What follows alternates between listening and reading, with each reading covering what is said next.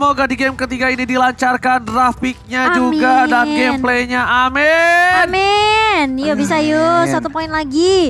RSG mereka ban Link dan Xavier dan sama juga Ben. Akai masih sama. Sama Beatrix masih Sama. Beatrix juga. Cuman mungkin RSG karena belajar dari game kedua mereka ubah nih. Franco ya? Franco dulu. Sama, gue juga udah feeling. Gue udah feeling banget. Ini. Bener, mereka ganti yang tadinya first pick Valentina. Mereka memutuskan untuk pick Franco. RRQ. Valentina sih. Valentina dulu ambil. Valentina. Bisa roamer, bisa Ya, offlaner, Iya. bisa jungler. Fleksibel lah ya. Fleksibel. Valentina Esme atau Valentina Julian? Valentina Julian. Julian dulu. Julian ya. Valentina Julian.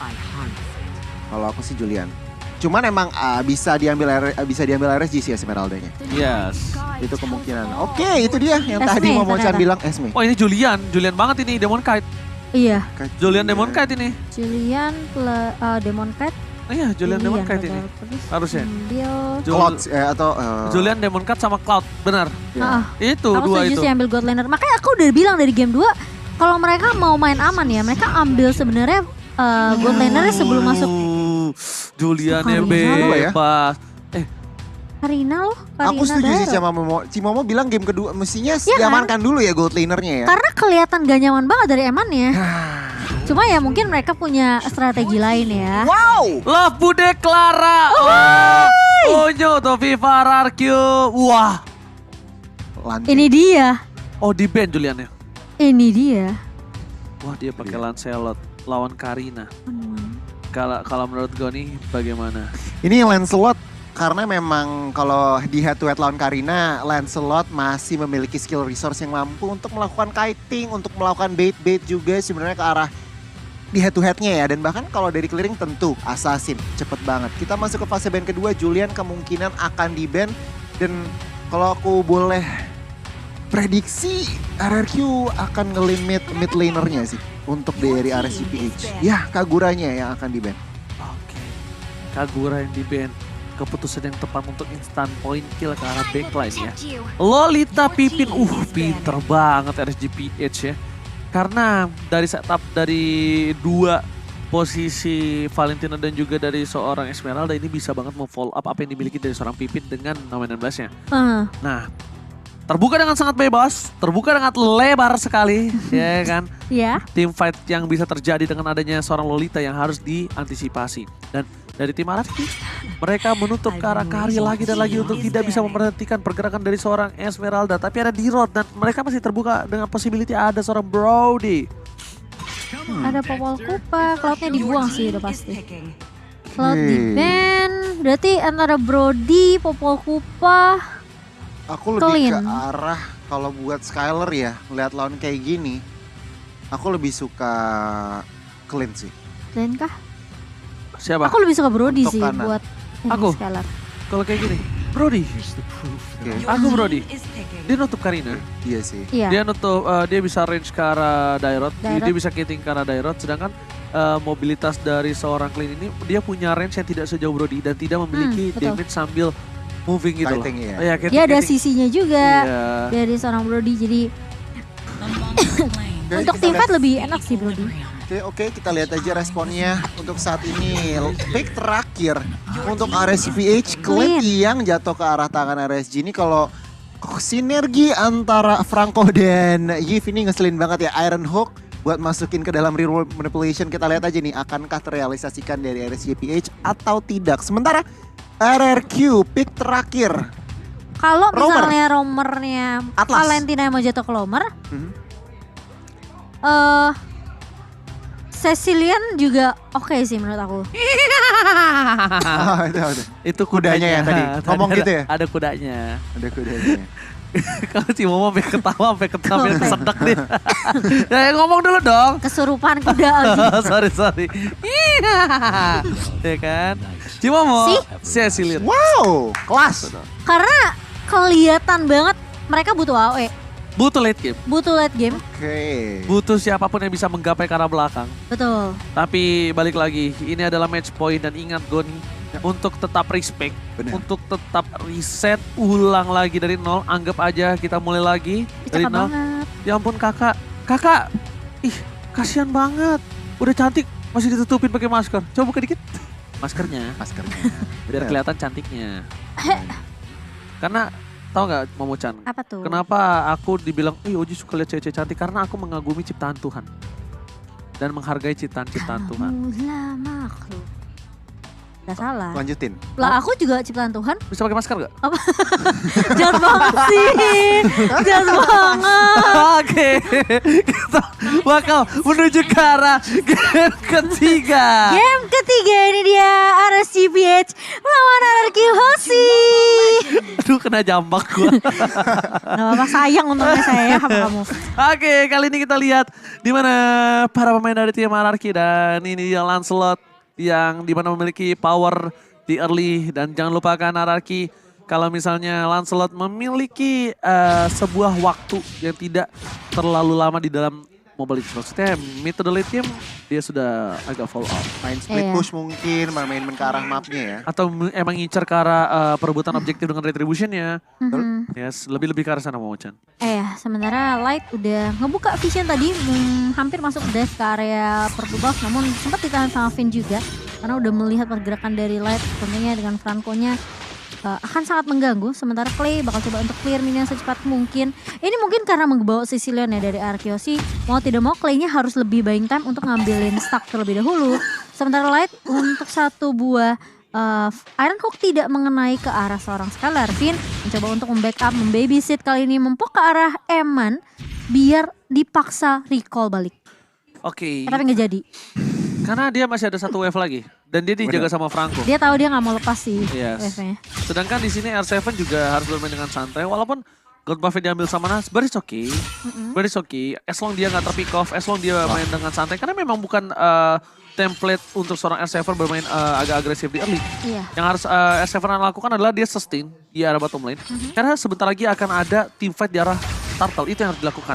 Dan seperti ini lihat, habis saya dikeluarkan apakah first blood didapatkan tapi Clay masih mau lebih. Sanguine Claw, bad impact, Albert is coming! Demon Castle merangkap dan berhasil ditutup pergerakan dari seorang Albert. On point, Conros yang dilakukan di bottom lane membuat Turtle kali ini sudah bisa dipastikan 100 million % di tangan dari seorang Albert. Albert, bapak tuan muda Albert. Iya tentunya, apalagi yang tumbang adalah junglernya. Rugi banget. Ini rugi banget. Kehilangan R7 it's okay, gak masalah. Tapi Skylar langsung dapetin, dari Albertnya dapetin poin pertama, dapetin turtle juga. Benar. Dan bahkan dapetin promo grab buat teman-teman. Terima kasih banyak loh. Emang ya, semakin berumur semakin baik orang tuh ya. Terima Dimana kasih. ada MSC X-Grab promo hingga diskon Rp20.000 Momochan. Benar sekali. Jangan lupa ya Ji, nanti pesan pakai ini ya, kode voucher ya. Oke, tapi lihat di sini Light di depan sana. Masih coba untuk menutup pergerakan dan Pipin menakuti dengan menunjukkan batang hidungnya aja. Jadi di depan aja untuk menunjukkan kalau ada eksistensi dia di arah top lane, jadi jangan pernah masuk ke arah good laner gua gitu. Dijaga habis-habisan ya. Ini R7 memang harus agak sedikit bersabar aja nih 1v1 sama Nuts tentunya. Karena yang kita tahu dari Darat adalah counter natural dari Esmeralda. Jadi tidak mau menyerahkan nyawanya lagi ya untuk yang kedua kalinya di tangan seorang Darat. Tapi kali ini lihat dari Remitnya, Lightnya tercuri begitu saja. Padahal Finn-nya tadi juga mulai bisa dibilang tersurprise. Iya, bisa dibilang kayak dia udah nungguin nih. Wah, aku nungguin nih pasti Franco di depan. Ya udah aku colong aja, aku copy paste. Terus dia surprise balik ternyata. Surprise balik dan mendapatkan point kill di bagian bawah. Masih ya R7 sama Nat. Kalau aku boleh lihat situasinya ini masih sama-sama ngeraba-ngeraba di game ketiga ini. Dari RRQ-nya mereka nggak terlalu ngontrol. Mereka ngeraba-ngeraba, mereka ngeliat. Dan juga gitu RSGPH. Mereka coba setup masih pelan-pelan, ngetes angin dalam tanda kutip. 15 detik next turtle, ini baru dua tim ini mau coba all in di turtle kali ini. Alright, dan kali ini turtle harusnya masih di tangan dari tim Ararkyoshi. Karena apa? Aku lihat dari segi rotasi mapnya itu dia agak terlambat ke bawah. Oh, tapi kali ini udah 4 versus 3 dan Pipin pun harus turun ke bawah. Pipin sampai harus turun ke bawah tapi Nuts menjaga pintu masuk ke arah bawah. Nah ini Nuts emang seperti biasa ya, jarang dimana Dairot fokus terhadap seorang War X Tapi Nuts itu tetap fokus, tapi Albert masih mau lebih. Lihat, ada reward manipulation dan bahkan satu bar retribution di tangan dari seorang Albert di sound point. Reward manipulation tapi Pipin tidak bisa diselamatkan bersama dengan seorang Esmeralda double kill. Looking for triple kill, mau lebih tapi nampaknya tidak bisa. Dan satu kesempatan untuk seorang Skylar melakukan plating di arah top lane. Tapi mungkin tidak maksimal, but it's okay karena Franco dengan larinya yang cepat setidaknya setengah platingan didapatkan oleh seorang Skylar is oke menurut aku daripada tidak Samsung. Dan bahkan kali ini Albert mencoba untuk mengejar karena seorang Aqua di area midnya dipaksa recall balik. Dan ini bakal menjadi kesempatan untuk Clay tentunya untuk langsung bisa nge-clear minion secepat mungkin. Tapi lihat tuh Iron Hook yang tadi pas banget timingnya langsung dipungcur sama Albert. Tapi lihat di arah bottom lane Demon Knight menumbangkan seorang Esmeralda lagi Momo-chan. Ini memang agak sedikit sulit ya buat R7 namun pelan-pelan aja dari R7 sendiri. Sementara terkena surprise dari seorang Finn-nya. Tidak menyangka ada Iron Hook. Tapi ternyata Albert mulai datang dan bahkan langsung melibas. Tapi ternyata Albertnya terjebak karena ada satu buah reward manipulation dari seorang Aqua. Ada pertukaran di mana tadi Skylar udah sempat dapetin satu pemain. Tapi ternyata Albert masih bisa tercuri. Dan itu ada trade dari Skylar yang dimana dia tahu dia nggak bisa ngejar siapapun lagi dari RSGPH, dia dapetin turret atas. Gak ada mana. Iya, gak ada mana. Pacarnya masih ada itu setahu aku, seingat aku soalnya. Bisa sing-sing sekali Karena lagi masih ada satu kali lagi tapi ternyata Clay udah gak ada Badfish. R7 is coming, PPN is coming tapi Demon Knight ketika lihat semua dengan satu bos Demon Knight dengan tanduk dan pedang yang dia miliki langsung mundur ke belakang Goni. Aduh ini kalau ngeliat situasinya Albert tanpa purple buff untuk beberapa menit ke depan. Dan ini yang kalau berarti apa? RRQ akan bermain pasif. Dia akan lebih nunggu mainnya agak counter reaktif. Dan sementara RSGPH dengan ada keuntungannya purple buff yang dimiliki. Ini mestinya mereka yang akan lebih aktif. Mereka akan yang lebih cari-cari setup dengan Franco-nya, dengan Neve-nya. Ini Iron Hook-nya harus lebih diperhatikan oleh RRQ. Turtle up.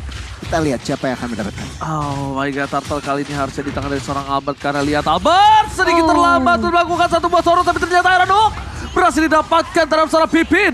Mundur ke arah belakang, Pin tidak bisa menyelamatkan posisi untuk kali ini. Dan bahkan para pemain dari tim RRQ mereka kehilangan untuk Turtle yang ketiga. It's okay, pertukaran 2 turtle untuk 1. Dan buat kalian semua jangan lupa untuk ikuti MSC Pass yang sedang berlangsung. Karena sebentar lagi lihat ada satu Iron Hook. Kembali bersama dengan satu Flicker. Kali ini berhasil mendapatkan Skylar. Dan bahkan di belakang sana Demon Knight bebas untuk melakukan zoningisasi. Cukup berbahaya permainan dari seorang lane depan sana. Franco menjadi momok yang sangat menyeramkan. Lihat Iron Hook dengan sembarang Iron Hook. Bakal coba dengan satu buah Bloody Hand dikeluarkan. Retribution dari Albert gak berhasil dikeluarkan kanan. Dia terperangkap dengan satu buah Bloody Hand. Tergigit begitu saja. Ternyata Franco lah yang menjadi satu titik tumpu tim RSGPH di menit yang ke-7 hingga memiliki goal difference hingga 3.000.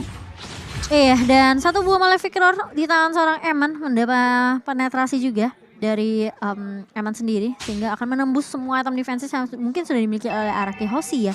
Dan kali ini mau tidak mau memang dengan kehadiran Franco di tangan RSGPH ini ngebuat Araki Hoshi lebih harus berhati-hati sih untuk ngecek boost juga. Karena udah 2 kali aku ngelihat ini Demon dari seorang Elite-nya bisa nyuli ke arah mungkin pemain-pemain yang sebenarnya impact-nya cukup besar seperti Skylar atau mungkin dari Finn-nya sendiri.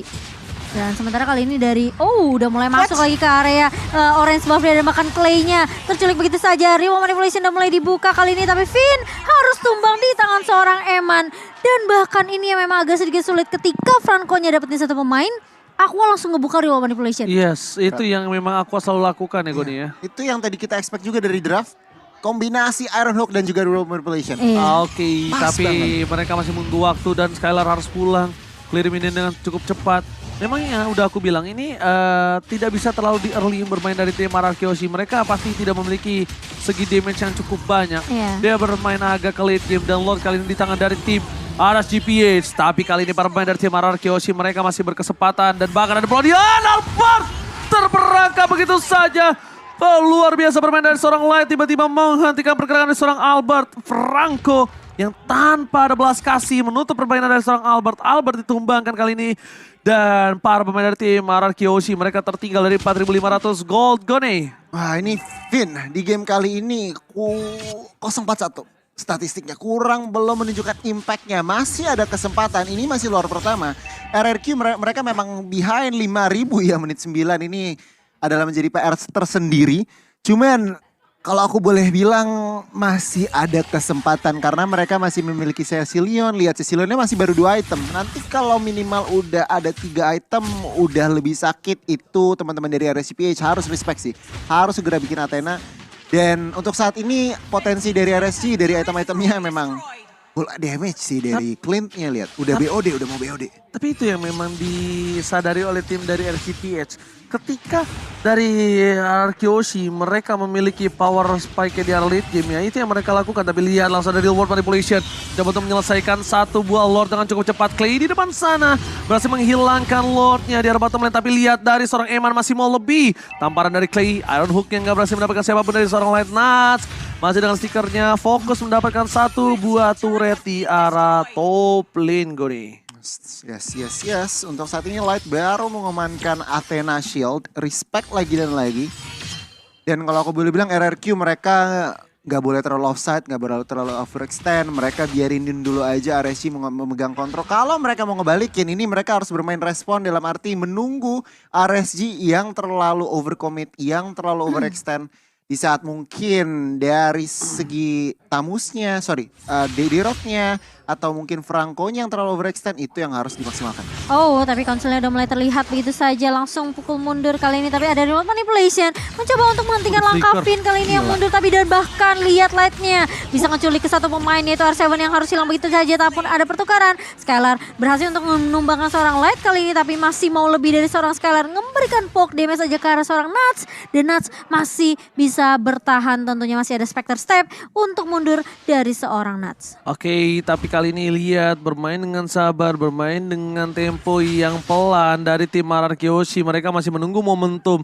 Albert juga tidak bisa sembarangan masuk. Kita lihat berkali-kali dengan ada bloodihan yang dimiliki dari seorang Light. Membuat Albert berhenti, kakinya dipegangin dan digigit begitu saja. Bahkan membuat Arkeoshi kali ini nggak bisa masuk lebih dalam lagi. Karena perbandingannya adalah dari seorang Deden masih butuh waktu. Dan Lord Camp sudah kembali hadir ke Lane of Down kali ini Momo-chan. Iya. Dimana Lord sebentar lagi akan berubah. Enhance, Lord akan benar-benar bisa membuat satu buah base turret di arah bottom lane itu pecah. Tapi kayaknya mereka tidak mengamankan. Oh, nggak di reset, yes. Di reset dulu.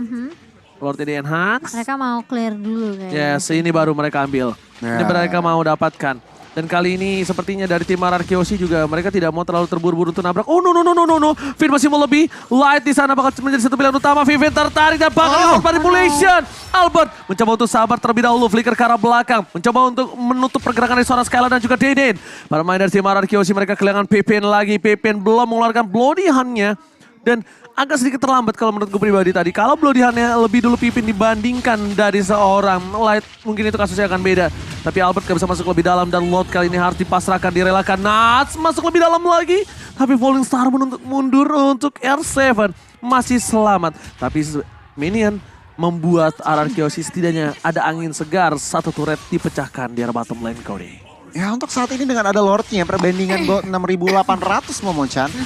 Ini prioritas RSG itu ngancerin kalau bisa botakin base turretnya. Kalau bisa, kalau enggak minimal 2 mereka harus dapetin. Itu adalah fokus objektif 2 base turret. Sementara Rekihoshi mereka harus bertahan. Kalau aku bisa bilang 1 base turret pasti hancur. Mereka harus tahan 2 aja, yang di tengah main di atas. Menurut aku sih ini yang perlu hati-hati adalah reward manipulation dari Aqua sih. Yeah. Dan bahkan eksekusi yang mungkin bisa nge-surprise banget dari Light sendiri. Karena kalau kita ngelihat dari awal ya, Light menarik. Aku baru buka ritual manipulasinya, tapi sekarang udah enggak, udah beda. Flicker tercancel begitu saja. Berhasil dihindari tapi ada Pippin di depan sana. Tapi lihat base-nya. Bakal coba dipukul oleh seorang Lord. Untung Lordnya gak cuek, tapi mid base turretnya sudah berhasil dipecahkan. Akankah diompongkan begitu saja, tapi masih ada Deden from Bogor. Dengan Cecilion masih bisa mempertahankan. Lihat Konsil, Konsil dikeluarkan. Bakal coba ditabrak. Informasi telah diberikan. Natsa di depan sana dan bahkan ada Skylar menutup pergerakan. Tapi lihat Pippin again terperangkap di belakang. Dan bahkan R7 harus mundur ke arah belakang. Iron Hook gak berhasil mendapatkan R7. Tapi ini berbahaya. Bukan hal yang baik untuk tim Arkeoshi Momo-chan. Iya, ini agak sedikit sulit karena tadi Skylar sempat ditabrak dengan seorang Nuts sendiri. Jadi mau tidak mau tidak bisa nge-follow up juga Finn yang udah ke surprise sama seorang Light. Jadi tim fightnya dari kedua pemain Arkeus ini agak sedikit dipisahkan. Dan kali ini Light mau tidak mau dia bakal coba kasih mimpi buruk lagi ke arah RQ Hoshi. Mencoba untuk setidaknya ngeberikan presence aja sih ke arah seorang Clay atau mungkin R7 yang berada di paling depannya juga.